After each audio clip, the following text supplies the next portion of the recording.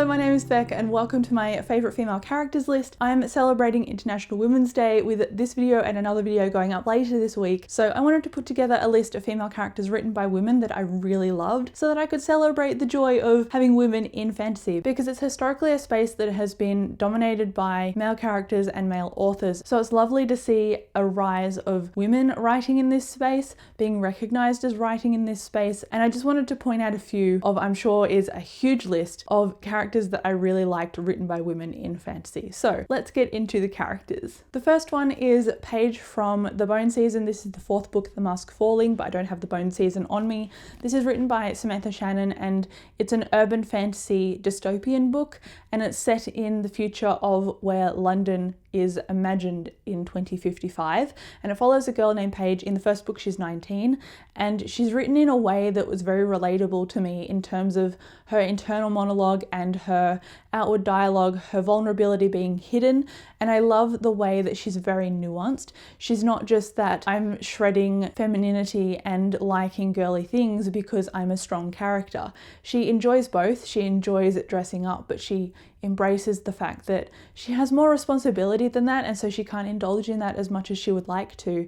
And because of those responsibilities, she encounters very dark things that happen to her. And I really enjoyed Samantha Shannon's telling of this. Also in the later books, she realizes that she's demisexual, which is when you are only able to form a sexual attraction to somebody if you have been in an emotional relationship with them for a long time. So you begin to know that person emotionally for an extended period of time, and only then can you see them in a way that Paige does. So I really loved, first of all, seeing that on the page, because I'd only ever heard of demisexuality in the last year or so. And I also love seeing Paige in general as a character develop across these four books, because she changes so rapidly, but it's also so believable, and she stands out in my mind as being very individual as well. She doesn't really blend with anybody else, and I think that's down to her experiences, the way she processes things, and the way she responds to people. She's very much one of those characters that you're just like, can you please just do the thing that I want you to do? And she goes, okay, I'll consider it, and then does the other thing instead that she wants to do. So I really like that about her. I like that she's unpredictable, but she's also vulnerable, and while she needs to be taken care of, she can still kick some butt on her own. So that is why The Mask Falling, or the Bone Season series by Samantha Shannon, is on this list. The next character that I wanted to talk about is in the Assassin's Apprentice series, the Fast Year trilogy by Robin Hobb. Her name is Kestrel, and she doesn't come into the series until the end. And I'm not going to tell you why, but I remembered her as being this quite distinguished character who'd gone through such significant emotional development, and then you see her introduced and she's only 18, and I love looking back at who she was and who she has become. It's very distinguishable and nuanced, and you can just point to different aspects of her growth and cite why. So she seems like a very informed character to me, and someone who has a lot of breadth and depth. And she also is very headstrong, kind of like Paige, but at the same time, she's still open to relying on other people and entrusting other people. And again, it must be something that I'm particularly drawn to, because I was drawn to it obviously with Paige, and I'm definitely drawn to it with Kestrel. And Robin Hobb is a female fantasy author that has been writing for quite a while, so it is nice to throw her in here considering she's one of my favourite authors. Next is an oldie but a goodie, and that is Katniss from The Hunger Games. I remember adoring these books and going to all of the midnight screenings for each of the films. I was a massive Hunger Games fan, but I haven't read this in a long time. And I think someone pointed out to me, or maybe I saw it on Twitter, that when we're in Katniss's head and she's in the actual games, she has very short sentences, they're very clipped, and she's very focused on survival, whereas when she's outside of the arena, her sentences are a lot longer, she's got more time to process and more time to think.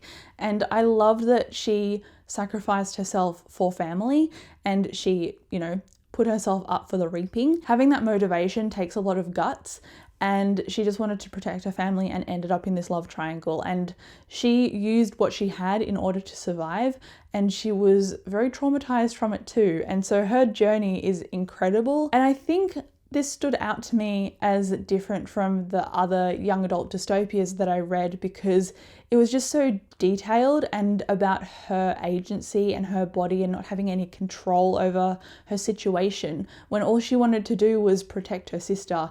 And that seems like a very universal thing. You want to protect the people closest to you. So she had to pay so much for this one choice. So I really respect her as a character.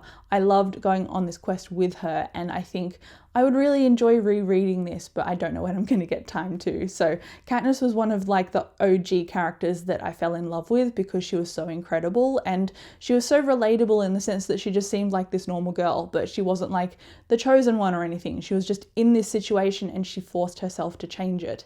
And I love that too. Next is another one by Samantha Shannon. So kind of cheating here, but I wanted to include it as well. And that is Priory of the Orange Tree by her. She's written a standalone fantasy book and it's a very big chunky book. It is wonderful though.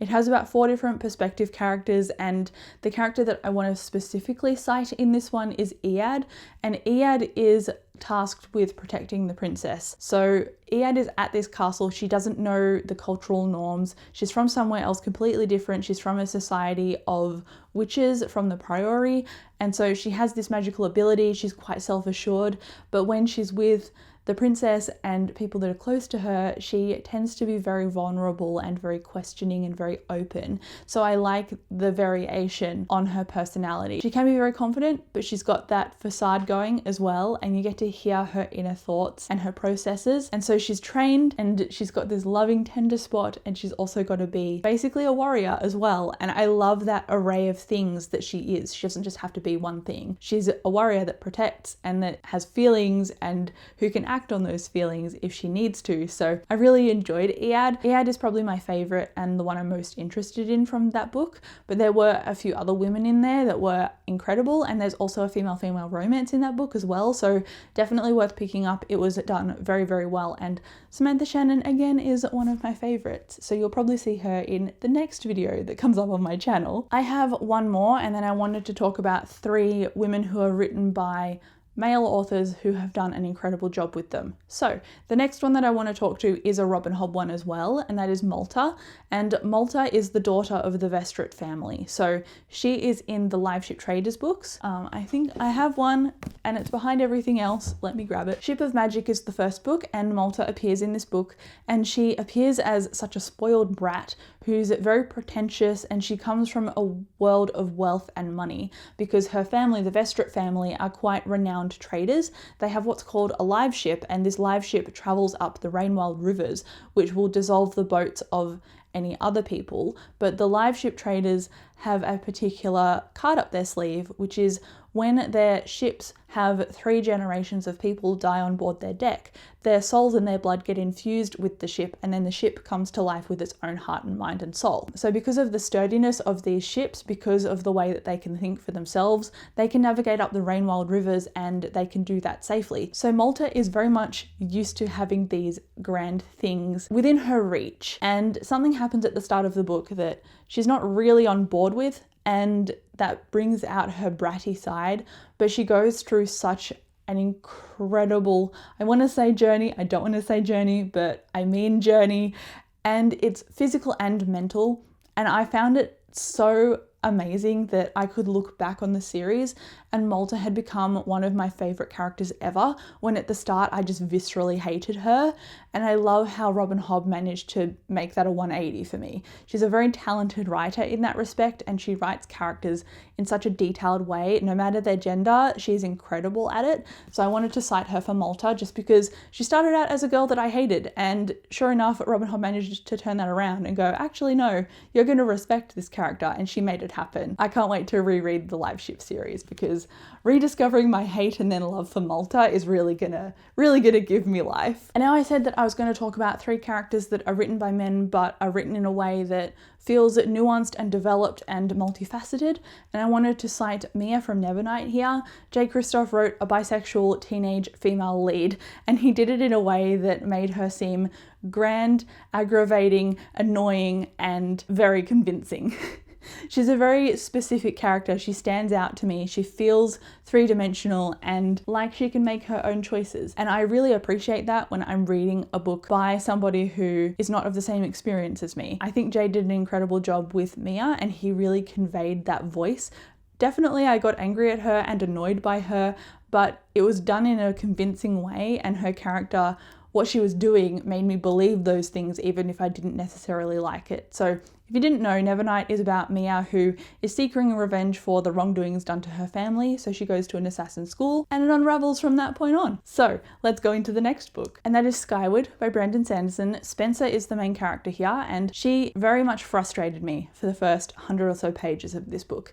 And that is because she maintains this rhetoric of "I'm not a coward." And you see that start to be developed further on, and Brandon had this opportunity to go, here are some other women in the book, Spencer is going to hate them and they're going to hate her, and it's going to be that traditional like they're bullying each other kind of stereotype, which is a really easy stereotype to draw on when you want conflict. However, he didn't go down that road. He did make Spencer quite abrasive, and he did that very intentionally, and he made these other characters interact with her and they gained respect for each other, and I really appreciate and respect that, because it could have gone like any other young adult film and had a central antagonist who was a girl who was angry at somebody because they were getting attention from some guy. Always happens in YA, not this YA, and I appreciated that a lot. And then Joe Abercrombie is the last author on this list. I have an array of characters that I would like to discuss, but I can't really spotlight them because they're all interlinked in his series, and if I start talking about them, you'll get spoiled just by their names. So The Blade itself, start with that one. He writes characters and voices that are so convincing and dimensional that you'll get hooked regardless. He has such a shape and an intent and a purpose to all of the characters that he writes into his books. Even if they just appear for a chapter or so, or if they're a side character, he always has a purpose for them, and I love that. I love how, again, multifaceted all his characters are, and one of the characters in his initial series, The Blade itself, that trilogy, The First Law, one of those female characters is quite snarky and abrasive as well.